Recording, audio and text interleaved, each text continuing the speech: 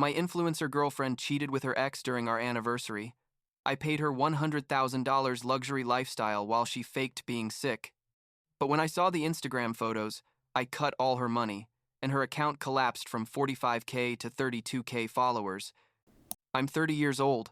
I work as a financial analyst in Manhattan, and I make pretty good money. I mean, I'm not a millionaire, but I live comfortably. And for 3 years, I financially supported my ex-girlfriend Gabriella while she chased her dream of being a fashion influencer. And when I say supported, I'm not exaggerating. Like, I literally paid for her entire lifestyle while she posted pretty pictures on Instagram, pretending she achieved all that on her own. What happened a few months ago finally opened my eyes in the most brutal way possible. But honestly, looking back, the signs were there from the beginning and I just didn't want to see them because I don't know, in love, blinded, probably both. I met Gabriella about 3.5 years ago at a networking event. One of those boring ones where everyone pretends to be interested in what the other person does, but really they're just looking for useful contacts. She was 25 at the time. I was 27. And honestly, she was incredibly beautiful. Like the type of woman who, when she walks into a place, everyone turns to look at her. I approached her to talk because, well, it was obvious I was going to try. And it turned out we had several mutual acquaintances and the conversation flowed super naturally. She told me she was building her personal brand on Instagram, that she wanted to be a fashion influencer, and I thought at the time that was cute, you know, like an interesting hobby. She asked for my number. We met for coffee that same week, and basically that's how it all started. The first few months were great, I'm not going to lie. Gabriella was fun, charismatic, always knew about the best places to go, the newest restaurants, the coolest stores, and I enjoyed going out with her because she made me feel like my life was more interesting than it actually was. I work a lot of hours. My routine is pretty monotonous. Wake up at 6, go to the gym, office until 8 at night, and she brought this different energy to my life. We officially became boyfriend and girlfriend like a month after meeting, and that's when the financial things started to change. But so gradually that I almost didn't notice. At first it was small things. You know what I mean? Like, I paid for dinners because I earned more. That's normal. Then I started buying her little gifts, a purse here, some shoes there. Nothing excessively expensive, but not cheap either.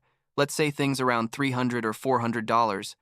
She always said she needed these things for her Instagram photos, that an influencer has to look good for brands to take her seriously. And I thought, okay, that makes sense. It's an investment in her career. 6 months into the relationship, she asked me to pay for a professional photo shoot because, according to her, that would help her get collaborations with brands. The session cost like $2,000 with photographer, makeup artist, and everything. But I said yes because I genuinely believed in her and wanted to support her. By the first year of the relationship, I was basically paying her rent. She lived in a studio in Williamsburg, like $2,400 a month, buying her designer clothes for her posts, paying for her monthly photo shoots, her beauty treatments, everything.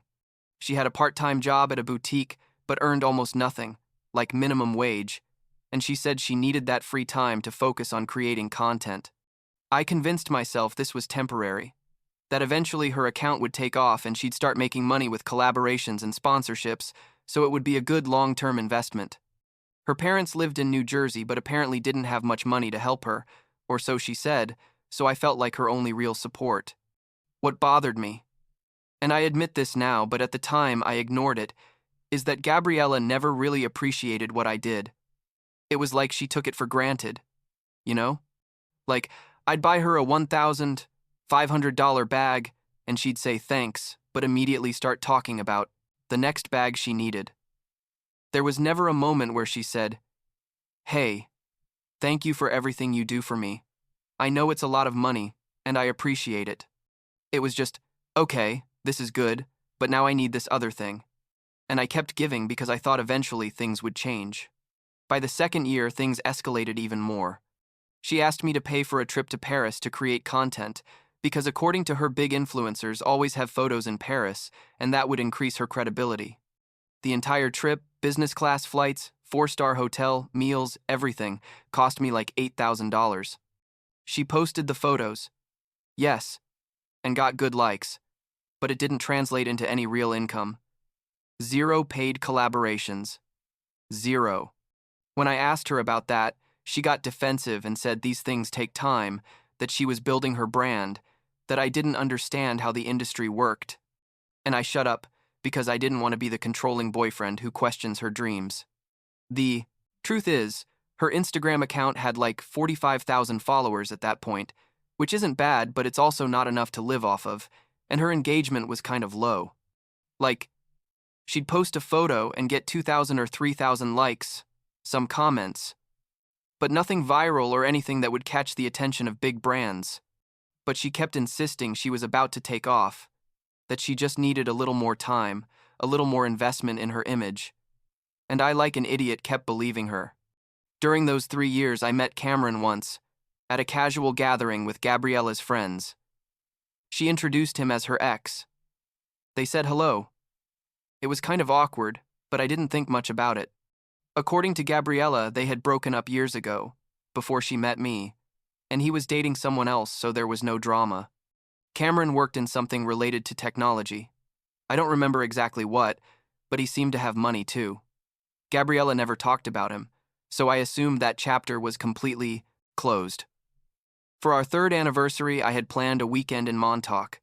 Something romantic, but not excessively expensive, because honestly, I had already spent so much money on her that I wanted something more relaxed. I booked a nice hotel facing the beach.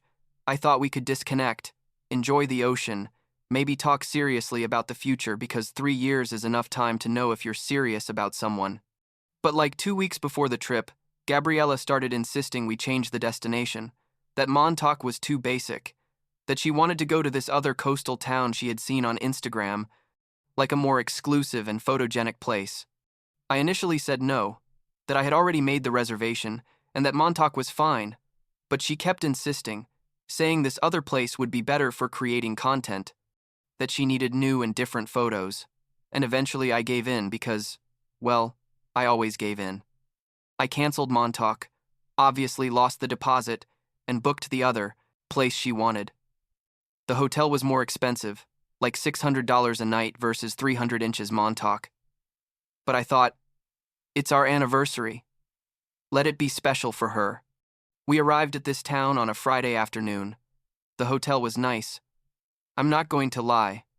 Very picturesque, with ocean views and all that. Gabriella immediately started taking photos of everything, of the room, of the view, of her outfit, and I just stood there watching her work because that's basically what it was for her. Work. That night we went to dinner at a restaurant she had researched, one of those expensive places where the main course costs $75, and they serve you miniature portions that look pretty but leave you hungry. During dinner, she brought up the subject of marriage, like, we've been together 3 years, where are we going with this? And I honestly wasn't prepared for that conversation at that moment, but I told her yes, that I had thought about the future, that I saw a future with her.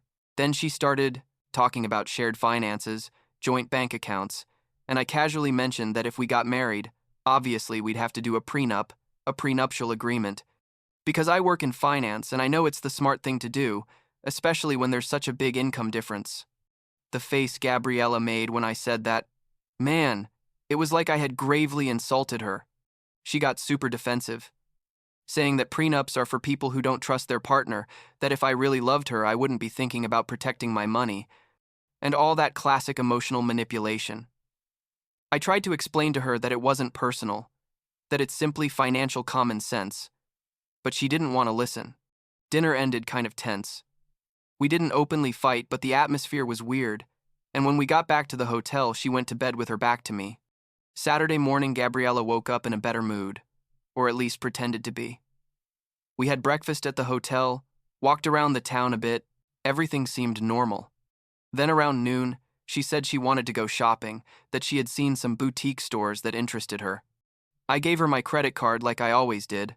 She gave me a kiss and said she'd be back in a couple of hours. I stayed at the hotel working a bit on my laptop because I had to review some reports for Monday. 2 hours passed, then 3, then 4, and Gabriella wasn't coming back or answering my messages. I started to worry a little. Not like panic, but thinking, what is she doing for so long?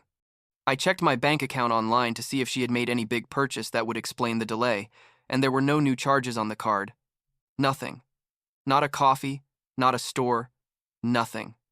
And that seemed extremely weird to me because Gabriella always spent when she went shopping. Around 5 in the afternoon, I decided to go out looking for her. The town wasn't that big. It basically had one main street with stores and restaurants, and a marina at the end. I walked the entire main street, went into some stores asking if they had seen her. Nothing. Then, for some reason, I decided to walk towards the marina. I don't know why exactly, maybe intuition, or just that I had no more places to look. And there I saw her. Gabriella was sitting on a bench with a man, and it wasn't just any man, it was Cameron, her supposed ex she hadn't seen in years. They were sitting very close. He had his arm around her, and she was laughing in that very specific way she has when she flirts. I knew that laugh perfectly. There was a luxury shopping bag at their feet, from a brand she always wanted but I considered too expensive even for me. I froze for a second, literally couldn't process what I was seeing. They hadn't seen me because they had their backs to me. So I took out my phone and took photos, several photos, from different angles. I don't know why that was my first instinct, but something in my brain said, "You're going to need proof of this." He watched them for like 5 more minutes. He gave her a kiss on the cheek. She laughed again. And then I decided to leave before they saw me because I needed time to think about what to do. I went back to the hotel and sat in the room waiting for her, with the photos on my phone and my mind racing at 1,000 miles per hour. How long had this been going on? Is that why she insisted so much on changing from Montauk to this specific place? Had she been seeing him this whole time while I paid for her life? All the pieces started to fit together in a horrible way.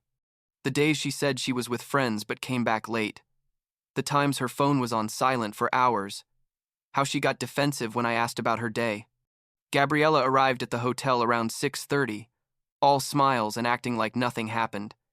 She had the luxury bag I had seen at the marina and said, "Look what I bought myself. Isn't it beautiful?" I asked her how much it cost and she said like $800, but that she paid cash because she didn't want me to worry about the expense on the card. I knew Gabriella didn't have $800 in cash. She barely had money for the subway, so obviously Cameron had bought her that bag. I didn't say anything at that moment. I told her the bag was nice, that I was glad she had found it, and we acted like a normal couple the rest of the night. We had dinner, she took more photos. We went back to the hotel, and I pretended everything was okay, while inside I was planning exactly what to do. I wasn't going to confront her there. I wasn't going to give her the opportunity to lie or emotionally manipulate me. I had a better plan. Sunday morning I woke up early, like 5 in the morning, while Gabriella was still sleeping. I packed all my things in silence, very carefully not to wake her. I left a note on the nightstand that said, "I know about Cameron. I know everything. This is over. Figure out how to get back on your own." I took the keys to the rental car, went down to the lobby, checked out, and left. The drive back to Manhattan was like 3 hours, and I spent them all feeling this weird mix of rage, sadness, and also a kind of relief, because I finally had a concrete reason to end something that deep down I knew wasn't working. When I got to my apartment, the first thing I did was log into the airline account and cancel Gabriella's return flight. We had flown together, but the return flights were separate. Mine was Sunday night and hers was Monday afternoon, and since I had bought both tickets with my card, I could cancel hers without a problem. I literally left her stranded in that town, with no way to get back to New York unless she paid for a new flight, and I knew perfectly well she didn't have money for that. Then I blocked her number, blocked all her social media, and sent the photos I had taken at the marina to our closest mutual friends with a simple message. This is what Gabriella was doing. While I paid for everything in her life, I didn't write a dramatic paragraph or anything. I just let the photos speak for themselves. The responses started coming immediately, everyone saying they were so sorry, that they couldn't believe she would do that she was a user, exactly the validations I needed to hear. During the following weeks, I started to notice how her life fell apart without my financial support. Her Instagram account, which used to post new content every 2 days with expensive outfits and beautiful places, suddenly went silent. A week passed without posts, then 2. When she finally posted something, it was an old photo with a generic caption about authenticity and self-love, clearly trying to maintain the appearance that everything was fine. Her followers started to notice the difference, comments asking where she was, why she wasn't posting new content, and she wasn't responding. About a month later, Gabriella showed up at my apartment. I don't know how she got there because I hadn't given her the new address, but she knocked on the door crying, begging me to let her in, that we could talk, that it had all been a misunderstanding. I looked through the peephole, saw her standing there with clothes I didn't recognize, probably from her days before meeting me, and I just didn't open. I stayed on the other side of the door in silence until she eventually left. She came back 2 more times that week, same situation. I never opened. On Instagram, she started posting these vague things about being betrayed, about how people you thought loved you abandon you when you need them most, clearly trying to paint herself as the victim. But all our friends already knew the truth, thanks to the photos I had shared, so her posts weren't generating the sympathy she expected. In fact, some of our friends commented things like, "There are 2 sides to every story," or "Think about the people you hurt," basically letting her know they weren't on her side. Her engagement on Instagram dropped dramatically. From 2,000 or 3,000 likes per photo, it went down to 500, 400, sometimes less. Her followers started leaving, slowly but consistently, and the brands she was supposedly in talks with obviously never materialized into anything. The entire house of cards she had built with my money came crashing down in a matter of weeks. For my part, I canceled absolutely everything I was paying for related to her. Her rent. Obviously, I wasn't paying it anymore, so she had to leave her apartment in Williamsburg. The gym and yoga studio memberships she never used but insisted on having, canceled. Her phone plan that was under my account, disconnected. Everything. And I didn't feel even a bit of guilt, because the reality is, I had easily spent more than $100,000 over 3 years supporting her, probably more if I actually sat down to add everything up. The most satisfying thing, I'm not going to lie, was finding out through mutual friends that Cameron completely ghosted her after it became clear she had no money. Turns out Cameron had thought Gabriella was a successful and independent influencer, thanks to all the image she projected online. And when he discovered she was actually broke and without any real income, he immediately lost interest. Like, he used her to hang out for a weekend and then disappeared. Exactly like she had been using me, but in a different way. Gabriella eventually had to move back in with her parents in New Jersey. I found out because she posted a photo from there, trying to sell it as something positive, like going back to my roots and appreciating the simple things. But we could all see it was because she had no other option. Her Instagram account now posts sporadically, maybe once every 2 weeks, photos of her in her childhood room or at cheap cafes, trying to maintain the influencer aesthetic, but with zero budget resources. The posts are sad, honestly, full of desperate hashtags trying to get engagement she no longer has. The last time I saw activity from her was like a month ago when she started trying to reinvent herself as some kind of life coach, posting motivational quotes about overcoming difficult times and offering online coaching sessions. The comments on those posts are mostly crickets, some likes from bot accounts, nothing organic. Her follower count is now at 32,000. It dropped like 13,000 since we broke up, and it keeps falling. I, for my part, booked that original trip to Montauk I had planned, the same hotel, the same weekend, but I went alone. And it was genuinely nice. Like, I could relax without worrying about taking perfect photos or finding Instagrammable places or spending money on things I didn't need. I read a book, swam in the ocean, ate where I wanted, without thinking about whether the place was aesthetic enough for a post. It was the first time in 3 years that I felt like a trip was for me and not for someone else's content. I also started therapy because I realized I needed to understand why I let this continue for so long. My therapist helped me see that I was using money as a way to feel needed and important, and that Gabriella clearly identified that and exploited it. We worked on establishing healthier boundaries and recognizing signs of manipulation, things that honestly I should have known, but when you're in the middle of a relationship, you don't see them clearly. I don't feel guilty about how I ended things.